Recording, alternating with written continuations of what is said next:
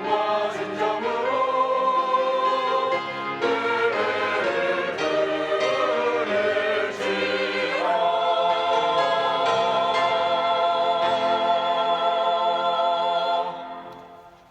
여호와께서 통치하시니 만민이 떨 것이요 여호와께서 그룹 사이에 좌정하시니 땅이 요동할 것이로다. 여호와께서 시온에서 광대하시고 모든 민족 위에 높으시도다. 주의 크고 두려운 이름을 찬송할지어다. 그는 거룩하시도다.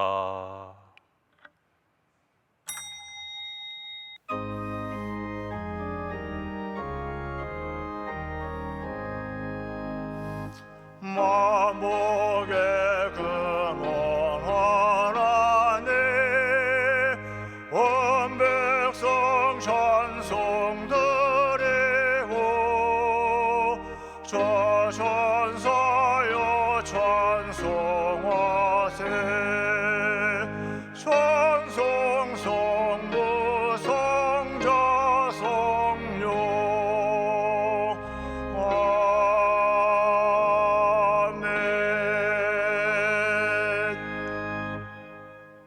전능하사 천지를 만드신 하나님 아버지를 내가 믿사오며 그 외아들 우리 주 예수 그리스도를 믿사오니 이는 성령으로 잉태하사 동정녀 마리아에게 나시고 본디오 빌라도에게 고난을 받으사 십자가에 못 박혀 죽으시고 장사한 지 사흘 만에 죽은 자 가운데서 다시 살아나시며 하늘에 오르사 전능하신 하나님 우편에 앉아 계시다가 저리로서 산자와 죽은 자를 심판하러 오시리라.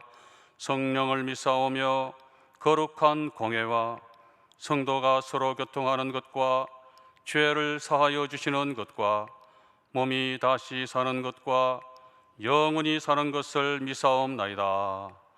아멘.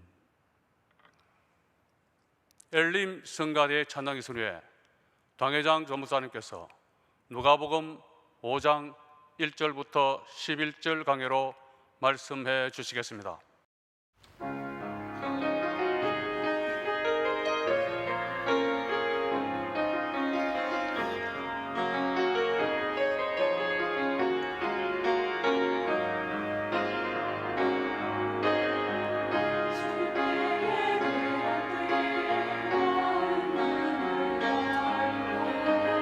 주님의 임재를 기다립니다.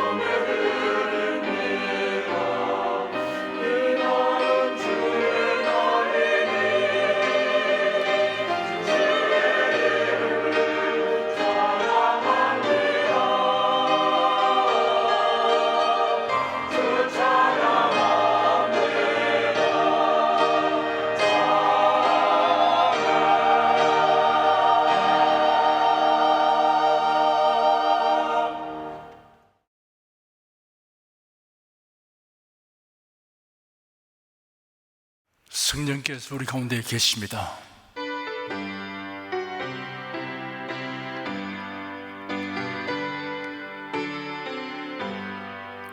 곳세 주를 믿는 이들 찬송하고 찬송하세.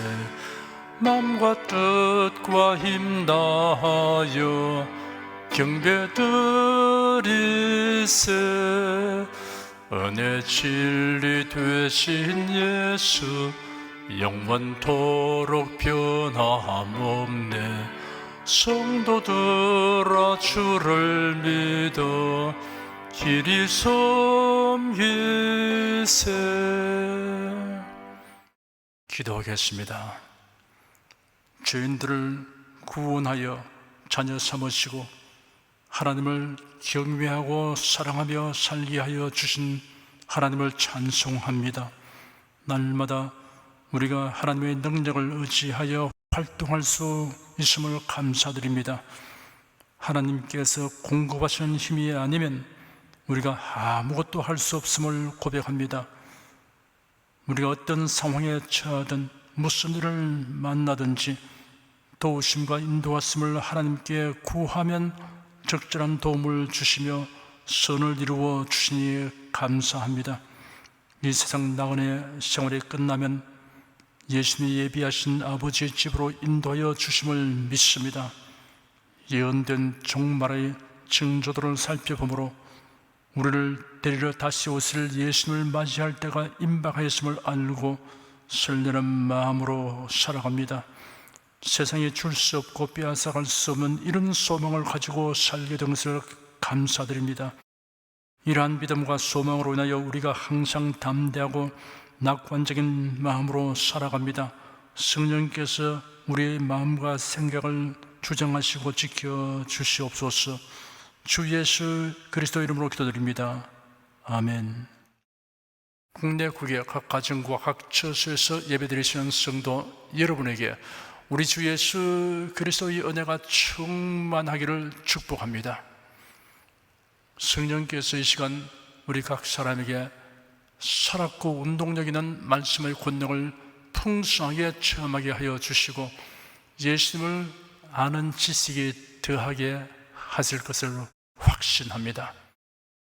오늘은 누가복음 5장 1절에서 11절까지를 함께 살펴보겠습니다. 1절에서 11절까지 함께 읽겠습니다. 무리가 옹이하여 하나님의 말씀을 들을새 예수는 게네사렛 호숫가에 서서 호숫가에 두 배가 있는 것을 보시니 어부들은 배에서 나와서 그물을 씻는지라.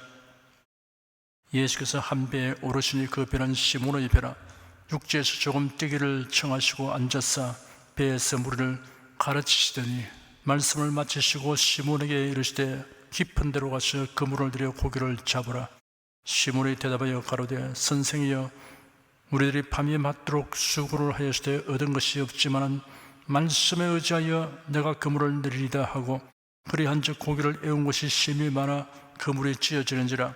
이에 다른 배에 있는 동물을 손질하여 와서 도와달라 하니 저희가 와서 두 배의 체험에 잠기게 되었더라.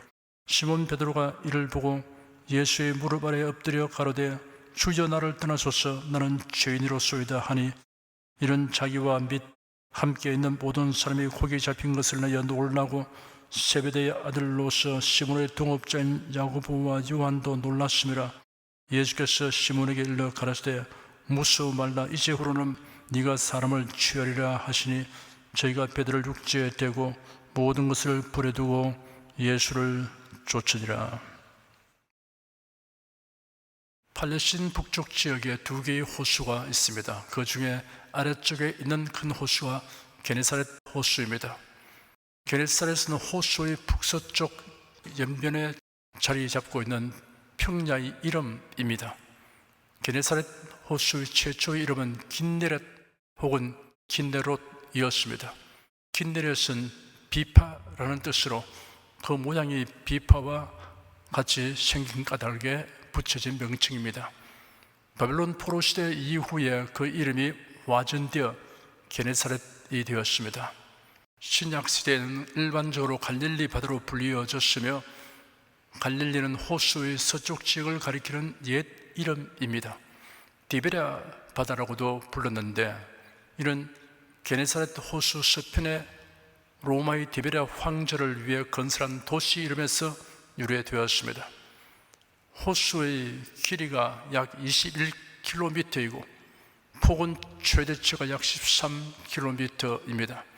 이처럼 큰 규모로 인하여 바다라고 부르지만 실제로 내리고 있는 하나의 커다란 민물 호수입니다. 헬몬산으로부터 흘러나오는 맑은 물과 갈릴리 주변의 따뜻한 온천수로 이루어진 게네사렛 호수에는 다양한 물고기가 많이 서식하고 있어서 호수 주변에 사는 사람들의 삶의 터전이 되었습니다. 여기서 잡은 물고기는 소금에 절여 가공한 후 멀리 로마나 스페인에까지 수출했다고 합니다. 예수의 12 제자들 중에 가룟 유다 외에는 모두 갈릴리 출신이었으며 5명이 어부 출신이었습니다. 베드로는 동업자들과 여느 때처럼 고기잡이에 나섰습니다. 그런데 기이하게도 던진 그물을 끌어올려 보면 빈 그물 그대로였습니다. 어느새 날이 환하게 밝아지는데 여전히 빈 배였습니다. 베드로와 동업자들은 몸과 마음이 다 지친 상태로 배를 해변가에 띄었습니다. 어시장에서 생선을 판 돈을 가지고 오기를 기다리는 아내의 모습이 눈에 선하였습니다. 별도리 없이 빈손으로 가야 하지만 혹시 누가 볼까 하여 서둘러 그물을 정리하고 있는데 공교롭게도 일단의 사람들이 해변가로 다가왔습니다. 앞서서 오시는 분은 예수님이었습니다. 베드로의 빈 배를 향하여 오시니 배에 올라서 그에게 배를 무태에서 조금 떼어 놓으라고 하신 다음 앉으셔서 물을 가르치셨습니다. 예수께서 베드로의 빈 배에 오르신 이유가 있습니다. 우리를 위한 교훈의 메시지를 주시기 위함이지만 당장은 예수께서 설교하기에 적절하기 때문입니다. 육지에서는 사람들이 어찌하든 예수님에게 더 가까이 하려고 텅비까지 밀고 들어오니 가르치는데 지장을 받습니다. 그리고 바다편에서 해변에 모인 청중을 향하여 설교하면 음성 전달이 용이하였습니다. 25년 전 일입니다. 8월 17일 저녁에 부산 해운대 해수욕장에서 부흥성회가 개최되었습니다. 신형균 목사님과 제가 설교를 맡았습니다. 신형균 목사님은 한국교회 부흥운동을 주도하신 저명한 부흥사입니다. 1954년 목사 임직을 받은 후 2006년 소천 하시기까지 52년간 국내외 교회 부흥운동을 이끄셨습니다. 부흥성회를 기획하신 분은 예수께서 배를 타시고 갈릴리 해변에 운집한 무리들에게 설교하신 장면이 기록된 성경을 읽으시고 착상하여 개최한 것입니다. 바다에 바지선을 띄웠습니다. 바지선이란 운하 강 등에서 사람과 화물을 싣고 다니는 바닥에 납작한 배입니다. 그곳에 설치된 설교단에서 설교자가 외치면 청중은 해변에서 설교를 청취하도록 하였습니다. 작은 배가 와서 예배 순서 담당자들을 태워서 바지선으로 데려다 주어야 합니다. 그날 날씨가 흐리는데 저녁 7시가 지나니 이슬비가 내리기 시작하고 바람이 점점 세게 불었습니다. 그때 누군가 우려스러운 목소리로 바람이 더 세게 불면 파도가 거세져서 자칫 바지선을 메어놓은 줄이 끊어져 바지선이 태평양으로 떠내려갈 터인데 라고 중얼거리듯 말했습니다. 내심으로 다들 걱정하고 있는 판국에 그 말을 들으니 마음이 편치 않았습니다. 바지선으로 데려갈 배도 바로 때문에 오지 못하고 있다는 말도 들렸습니다. 그러나 그런 일을 고려할 형편이 아니었습니다. 해운대 해수욕장에는 엄청나게 많은 청중들이 모여들고 있기 때문입니다. 어쨌든 바지선으로 건너갔고 부흥회는 시작되었습니다. 높아진 파도로 인하여 바지선이 요동하고 거센 바닷바람으로 인해 강대상이 쓰러지고 해서 두 손으로 꽉 붙들고 설교하였습니다. 그날 성회는 큰 은혜가 임하였습니다.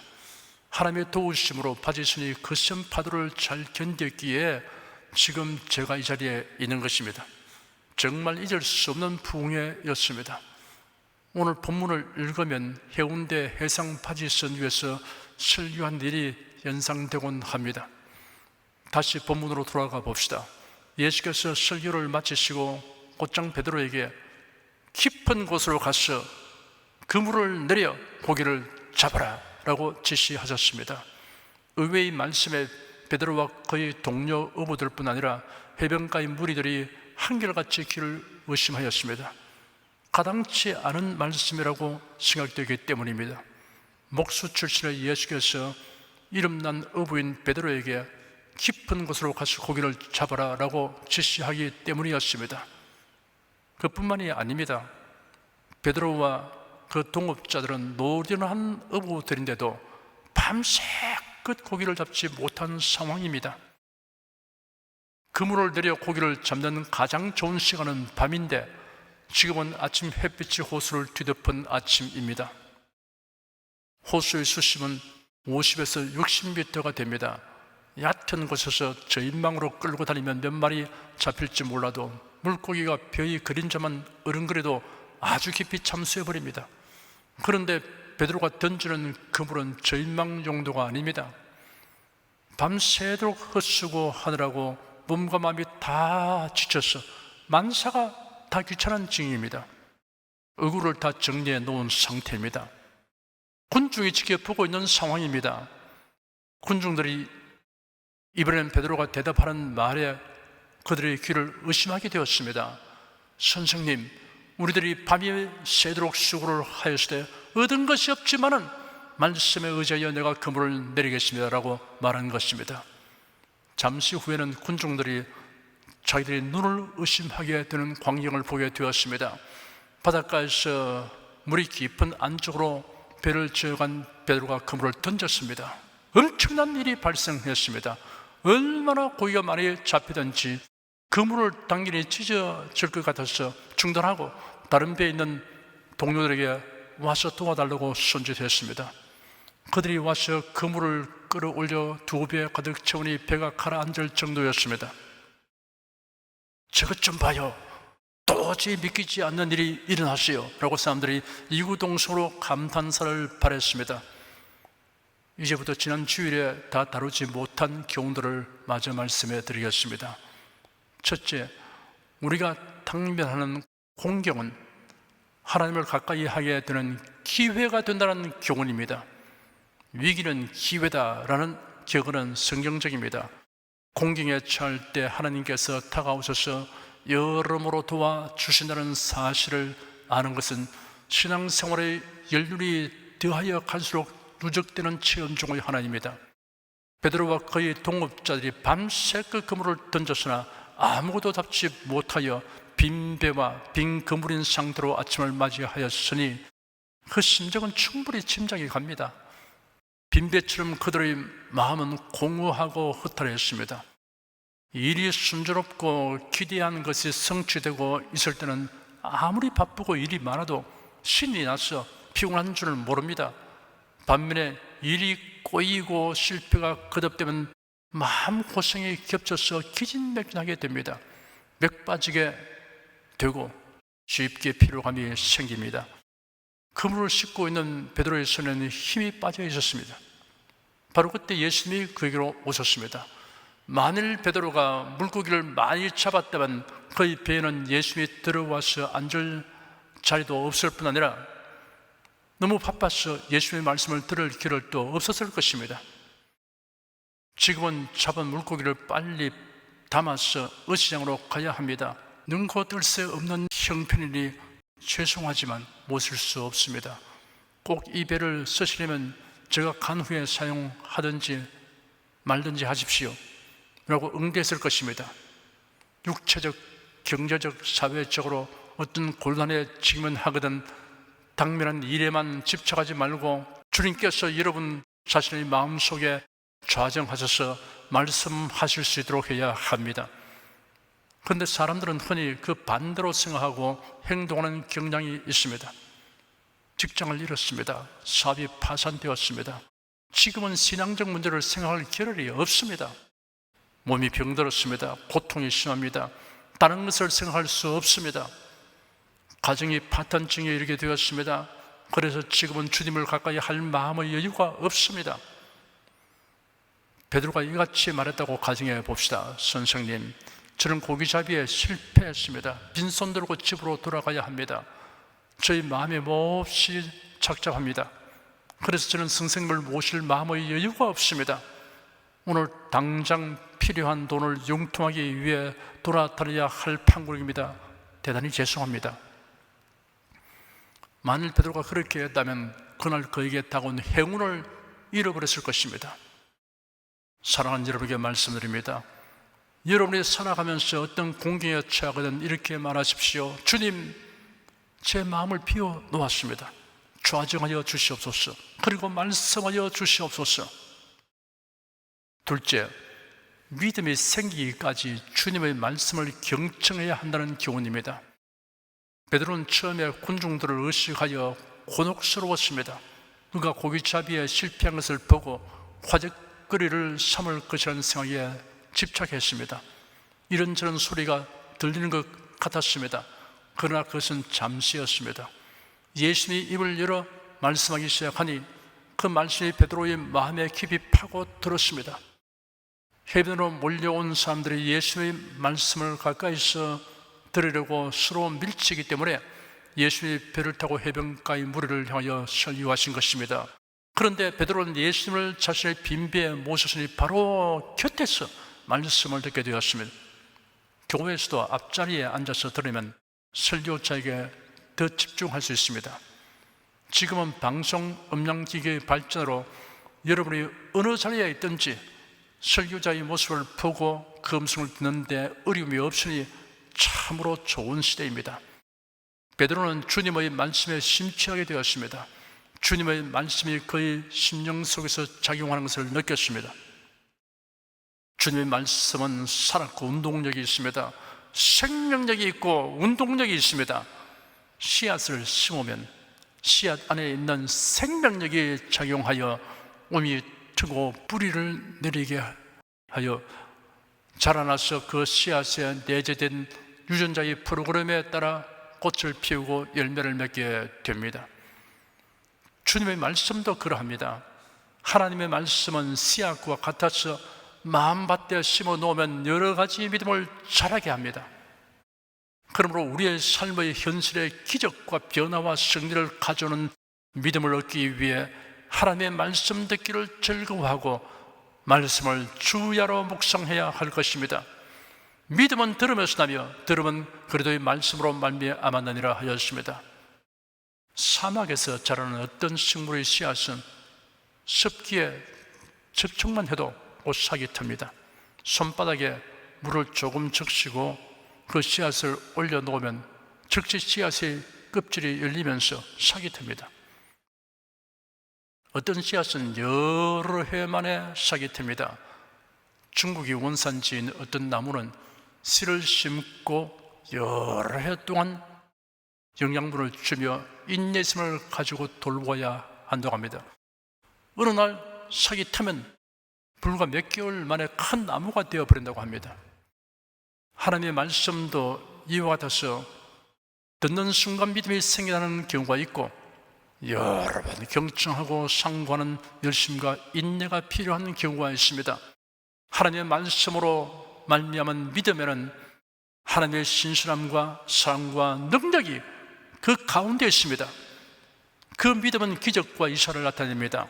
예수께서 말씀하시기를 하나님의 모든 말씀은 불가능한 일이 없다 하였습니다. 베드로가 주님의 말씀을 듣는 동안에 그의 마음속에 믿음이 생겨났습니다. 주님께서 무슨 말씀을 하시든지 그 말씀은 다 이루어지게 된다는 믿음이었습니다. 사랑하는 성도 여러분, 우리에게 하나님의 말씀이 기록된 성경이 있다는 것이 얼마나 큰 자산인지 모릅니다. 성경은 우리를 복되게 하는 믿음을 공급하는 보고입니다. 성경을 언제라도 읽고 들을 수 있는 형편에 있는 것을 기뻐하고 감사해야 합니다. 말씀하신 예수님을 만나려고 여러분이 갈릴리로 갈 필요가 없습니다. 성경 말씀에서 주님을 만날 수 있습니다. 그 음성을 들을 수 있습니다. 성경에 기록된 주님의 말씀을 들으신 이곳에 지금 주님께서 계십니다. 하나님의 말씀을 듣는 지금 여러분에게 신령한 믿음이 임하기를 바랍니다. 주님의 권능에 따르는 믿음이 생겨나기를 축원합니다. 셋째, 믿음을 현실에 적용하는 데는 용단이 필요하다는 교훈입니다. 예수께서 말씀을 마치시고 시선을 베드로에게 돌리셨습니다. 그리고 뜻밖의 지시를 내렸습니다. 깊은 데로 가서 그물을 내려 고기를 잡아라. 상식과 합리를 고려하면 도저히 받아들일 수 없는 지시입니다. 그런데 베드로가 대답하기를, 선생님, 우리들이 밤이 새도록 수고를 하였지만 아무것도 잡지 못하였으나 말씀에 의지하여 내가 그물을 내리겠습니다 하였습니다. 베드로는 믿음을 현실 상황에 적용하는 데 있어서 과감했습니다. 실천에 옮기기로 용단을 내린 것입니다. 현명한 결단입니다. 그렇게 하려면 먼저 주님의 말씀을 거스르는 자기 이론을 모두 깨뜨려야 합니다. 나는 고기잡이를 직업으로 삼고 있다. 밤새도록 노력해 보았다. 이 시간에는 깊은 데로 가서 그물을 던져 고기를 잡는 것은 무모한 일이다. 베드로는 이런 이론을 주님의 말씀 아래 복종시켰습니다. 믿음으로 행하려고 하면 모든 이론을 파하며 모든 생각을 사로잡아 그리스도에게 복종하도록 해야 합니다. 그리고 사람들의 판단을 지나치게 의식하지 말아야 합니다. 내가 만약 깊은 데로 가서 그물을 내렸다가 빈 그물을 올리는 경우에는 망신스러운 꼴이 될 것이다. 온 동네에 화제거리가 되고 광신자 소리도 듣게 될 것이다. 갈릴리에서는 고개 들고 살 수 없게 될 것이다. 이런 생각을 단호하게 물리쳤습니다. 베드로는 노를 저 깊은 곳으로 나아갔습니다. 그리고 그물을 내렸습니다. 모든 사람들이 고기 잡힌 것을 인하여 놀라울 금침을 했습니다. 말씀에 의지하여 그물을 내리는 사람은 결코 수치를 당하지 않습니다. 하나님의 역사하시는 시기와 장소와 방법은 하나님의 주권과 신실하신 뜻 안에 있습니다. 여기에 권하여는 하나님께 맡겨야 합니다. 넷째, 깊은 데로 가서 그물을 내리라 하신 말씀에 심오한 교훈이 있습니다. 예수께서 베드로에게 깊은 데로 가서 그물을 내리라 하셨습니다. 명령사항은 두 가지입니다. 깊은 데로 가라는 것과 그물을 내리라고 하는 것입니다. 베드로야, 이제는 배 따위는 집어치워라. 그물도 던져내버리라. 그런 수단 가지고는 아무것도 안 된다. 그러면 주님께서 기적을 행하셔서 물고기들이 해변으로 뛰쳐나오도록 한 것이 아닙니다. 일단 노를 지어서 배를 깊은 데로 나가게 하셨습니다. 그 다음엔 그물을 물속에 내리게 하셨습니다. 하나님께서는 사람을 통해서 일하시기를 기뻐하시고 사람이 이런저런 수단을 사용하시는 것을 허락하십니다. 중요한 핵심은 깊은 데로 가는 것, 바로 이것입니다. 깊은 데란 게네사렛 호수의 어느 한 지점에 한정된 것이 아닙니다. 성경을 읽는 우리에게 이런 상징적 의미를 가집니다.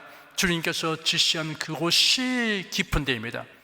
하나님께서 언약하고 명령하신 말씀이 곧 깊은 데입니다. 성경을 펼쳐 보십시오. 거기에 깊은 곳이 있습니다. 하나님의 언약과 무관한 곳은 어디나 얕은 곳입니다. 하나님의 명령에 배치되는 곳은 어디나 얕은 곳입니다. 하나님의 말씀과 배치되는 사상과 종교와 지식이 사람 보기에는 심오하게 여겨질지라도 그것은 얕은 곳입니다. 얕은 곳은 삶의 참된 의미를 얻을 수 없습니다. 영원한 가치를 얻지 못합니다. 진정한 행복을 얻지 못합니다. 깊은 곳으로 가야 합니다. 하나님의 말씀만이 깊은 곳입니다. 하나님의 말씀 안에 삶의 참된 의미와 영원한 가치와 진정한 행복이 있습니다. 많은 사람들이 어디가 깊은 곳인가를 알지 못하고 지극히 얕은 인간의 사상과 철학과 종교를 심오한 것인 줄로 알고 있으며 쉽고 명료한 복음을 도리어 괴상하고 유치한 것으로 취급해버립니다. 그물을 내리는 것은 말씀대로 믿고 순종하는 행위입니다. 베드로가 주님께서 말씀하신 깊은 곳에 나아가 그물을 던지니 그물이 찢어질 징후로 고기가 잡혔습니다. 2배의 체온이 물에 잠길 정도가 되었습니다. 사랑하는 여러분, 매일 깊은 데로 나아가 그물을 내리십시오. 그리하여 신령한 복을 풍성히 수확하는 기쁨을 향유하시기 바랍니다. 5째, 예수님을 섬기고 사랑하는 일에 최고의 가치를 두어야 한다는 교훈입니다. 베드로는 대낮에 깊은 곳에서 단 한 번 그물을 던져 이토록 많은 고기를 잡았다는 사실이 무엇을 의미하는가를 잘 이해하였습니다. 고기잡이의 문외한이라면 몰라도 의부있는 그는 이 일이 전적으로 하나님의 권능으로 된 것임을 의심할 여지가 없었습니다. 베드로는 너무나 놀라 예수의 무릎 아래 엎드렸습니다. 그리고 주님, 나를 떠나소서, 나는 죄인이로소이다 하였습니다. 선생님이라고 부르는 대신 이제는 주님이라고 불렀습니다. 베드로는 예수님에게서 하나님의 신성과 영광을 보았던 것입니다. 그와 함께 상대적으로 자신의 무가치함과 죄성을 깨달았습니다. 거룩하신 예수님 앞에서 온통 죄로 오염된 자신을 깨닫게 되었던 것입니다. 자신의 누추함과 어리석음과 부족을 느끼는 정도는 그가 깨닫게 되는 하나님의 권능과 영광의 크기에 관련이 있습니다. 사람이 교만한 마음을 가지게 되는 이유는 그가 하나님의 영광과 능력에 접촉하지 못하기 때문입니다. 실패의 골짜기에서뿐 아니라 성공의 산정에서도 겸손해야 합니다. 베드로의 빈별은 이제 물고기로 만선이 되었습니다. 실패는 제거되고 엄청난 성공을 획득했습니다. 그러자 베드로는 예수의 무릎 아래 엎드렸습니다. 취득하고 소유한 것이 늘어남으로 주님께로부터 멀어지고 신앙생활을 소홀히 한다면 그것은 복이 아니요 화근이 됩니다. 성공이 하나님 앞에서 자신의 약함을 알게 하는 것이 되며 일이 순조롭게 풀려나갈 때 더 겸손하게 되고 자신이 얻은 강함과 부와 성공보다 주님을 섬기는 것이 더 귀중한 것을 알게 되어 주님의 발 앞에 엎드리는 사람은 가장 많은 것을 획득한 성도가 됩니다. 베드로와 그의 동업자인 야고보와 요한이 모든 것을 버려두고 예수님을 따랐습니다. 이는 배들과 물고기들을 방치하다는 뜻이 아닙니다. 그 뒤에 처리를 누가 맡아서 하도록 했을 것입니다. 이제는 그들에게 제1의 관심이 그리스도가 된 것입니다. 모든 것을 추구하되 그러나 그것은 어디까지나 주님을 사랑하며 섬기는 수단이라는 것이 명백해진 것입니다. 여러분은 주님을 사랑하며 섬기기 위해서는 무엇이든 버릴 수도 있고 취할 수도 있어야 합니다. 주님을 사랑하고 섬기는데 장애가 되는 것은 버릴 용기가 있어야 됩니다. 무엇이든지 주님을 섬기고 주님을 사랑하고 주를 의지하는 데 도움이 되는 것을 귀하게 여겨야 합니다. 이것이 우리의 모든 것에 대한 판단과 선택 기준이 되어야 합니다. 사랑하는 성도 여러분, 실패를 두려워하지 마십시오. 일이 뜻대로 되지 않는다고 좌절하거나 낙심하지 마십시오. 여러분의 배가 비게 되었을 때 여러분을 찾아오시는 예수를 맞이하시기 바랍니다. 여러분의 마음 중심에 좌정하도록 하십시오. 주님에게 바싹 다가가십시오. 그리고 주님의 말씀을 경청하십시오. 그러면 이전에 미처 듣지 못한 말씀이 들리게 될 것이며 깨닫지 못한 것을 깨닫게 될 것입니다. 전에 없던 믿음을 얻게 될 것입니다. 기이한 믿음이 마음속에 자리 잡는 것을 체험하게 될 것입니다. 그 믿음으로 행하십시오. 믿음의 생각을 하십시오. 믿음으로 말하십시오. 믿음으로 계획하고 담대히 실천하십시오. 하나님의 말씀과 여러분의 생각이 상충되거든 여러분의 이론을 파셔야 합니다. 하나님의 말씀을 의심하고 불신하는 사람들이 어떻게 생각하고 무엇라고 비난하든 신경을 쓸 하등의 이유가 없습니다. 여러분에게 있는 것을 도구로 그대로 사용하면 됩니다.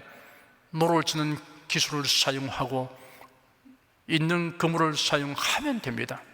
다만 깊은 데로 가서 그물을 내려야 할 것입니다. 하나님의 언약과 명령에 합당한가를 살펴야 합니다. 그곳이 깊은 데입니다.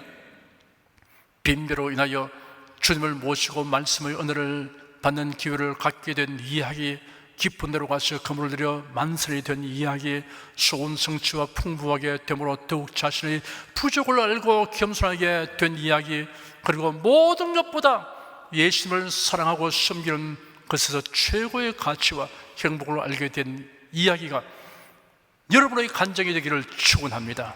기도하겠습니다. 예수께서 베드로에게 깊은 데로 가서 그물을 내리라 하신 말씀이 현재 우리들을 향한 말씀이기도 한 것을 깨달았습니다. 하나님께서 명령하시고 약속하신 말씀이 깊은 곳이며 그 명령과 약속을 순종과 믿음으로 행하는 것이 그물을 내리는 것임을 알게 된 것을 감사드립니다. 우리가 소원하는 것들을 경험하고 획득할수록 주님을 향한 경외심이 깊어지고 모든 것을 주님을 섬기는 수단으로 여기게 되는 경지에 이르도록 성령께서 지도하여 주시옵소서. 예수 그리스도 이름으로 기도드립니다. 아멘. 찬송가 408장을 부르십시다.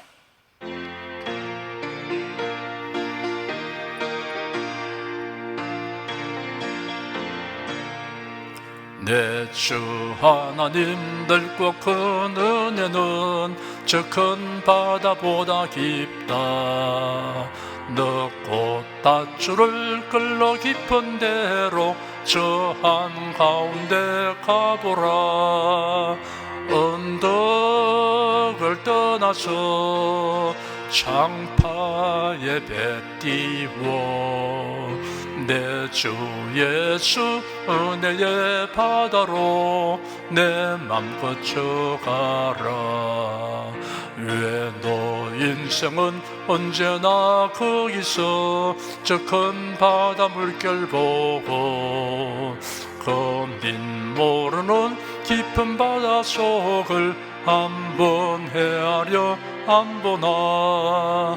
언덕을 떠나서 장파에 배 띄워 내 주 예수 은혜의 바다로 내 맘껏 져가라. 많은 사람이 얕은 물가에서 저 큰 바다 가려다가 찰싹거리는 작은 파도 보고 마음이 졸여서 못 가네. 언덕을 떠나서 장파에 배 띄워 내 주 예수 은혜의 바다로 내 맘껏 져가라. 자 곧 가거라 이제 곧 가거라 저 큰 은혜 바다 향해. 자 곧 내 너를 저 깊은 데로 가라. 망망한 바다로 언덕을 떠나서 장파에 배 띄워 내 주 예수 은혜의 바다로 내 맘껏 져가라. 여러분 중에 그리스도인이 아니었으나 지금 하나님의 나라 백성이 되고 하나님의 자녀가 되기를 원하시는 분이나 지난날 교회에 다녔으나 그동안 신앙생활을 하지 아니하신 분은 지금 저를 따라서 신앙 고백 기도를 하시기 바랍니다. 성도 여러분은 자신의 신앙을 견고히 하기 위해서 함께 기도하시기 바랍니다. 하나님 아버지, 저를 불러주니 감사합니다. 예수께서 십자가에 못 박혀 죽으시고 죽음에서 부활하심으로 저희 모든 죄를 사하여 주시고 저를 구원해 주시니 감사합니다. 예수님은 나의 구세주이시며 하나님이시며 주님이심을 믿고 고백합니다. 하나님을 변함없이 경외하고 사랑하고 의지하며 살겠습니다. 힘써 복음을 전하며 살겠습니다. 예수님 이름으로 기도드립니다. 아멘. 여러분 가슴에 손을 얹으십시오.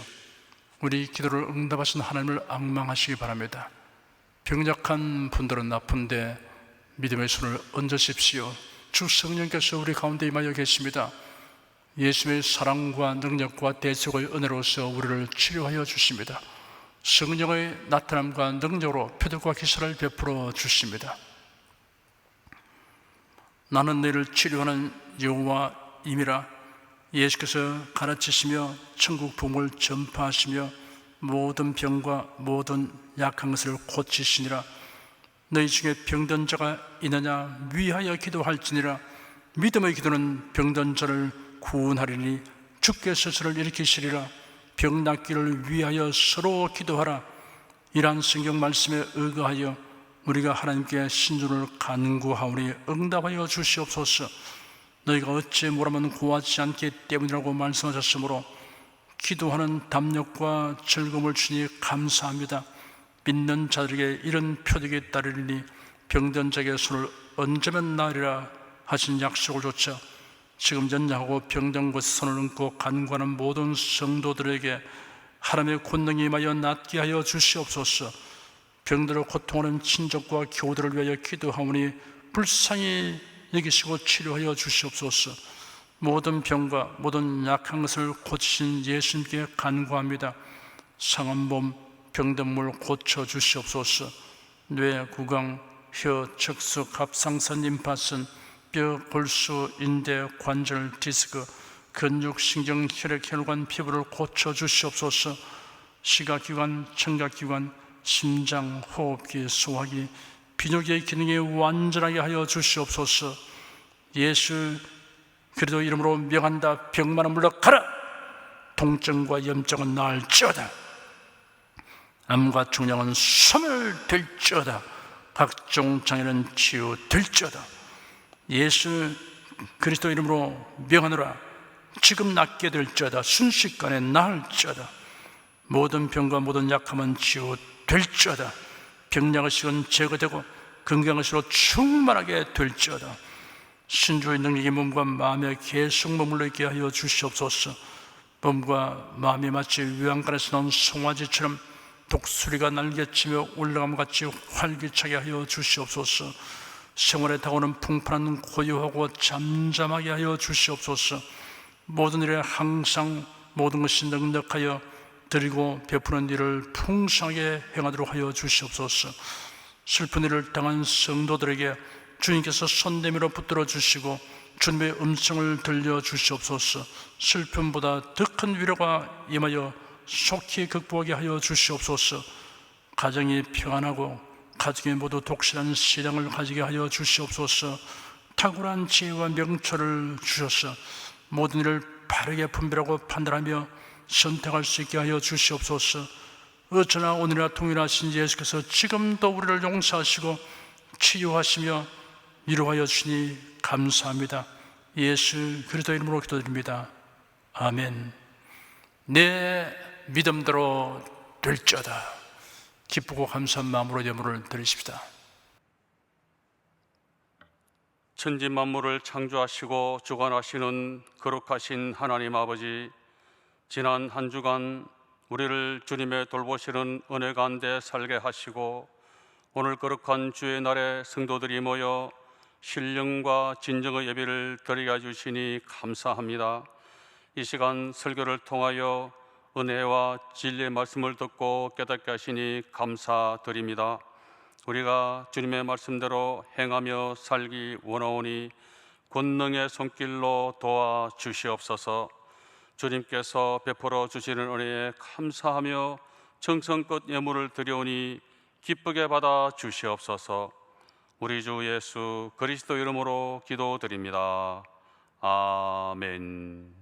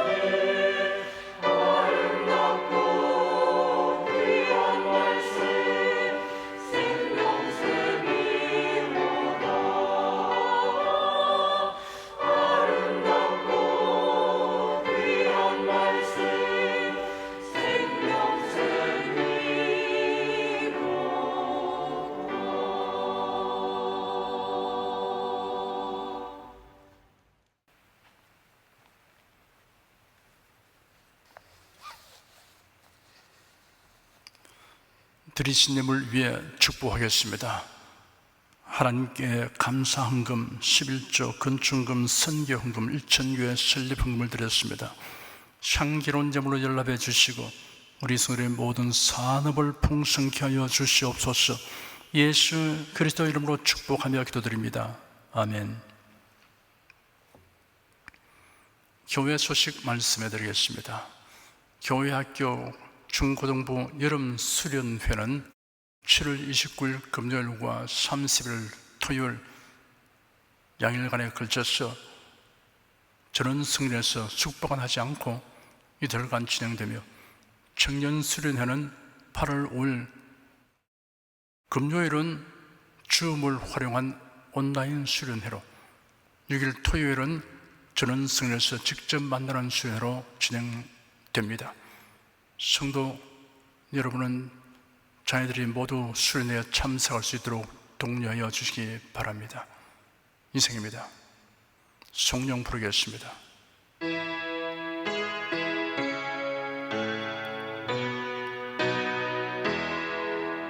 성부 성자 성령께 찬송과 영광 돌려보내세.